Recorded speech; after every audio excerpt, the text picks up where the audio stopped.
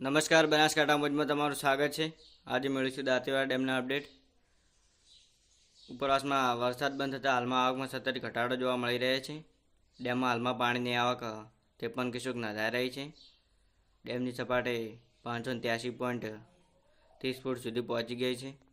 પાણીનો જથ્થો 51.31% જેવો નોંધાઈ રહ્યો છે। બનાસકાંઠા જિલ્લામાં 24 થી 30 તારીખ સુધી વરસાદ અનેક વિસ્તારોમાં થયો હતો। જોકે ઉપરવાસમાં વરસાદ બંધ હતો તેનાથી આવકમાં સતત ઘટાડો જોવા મળી રહ્યો છે। 2024નો સિઝનનો આ અંતિમ વરસાદ ગણવામાં આવે છે। જોકે અમુક વિસ્તારમાં સામાન્ય વરસાદ હજુ પણ થઈ શકે છે।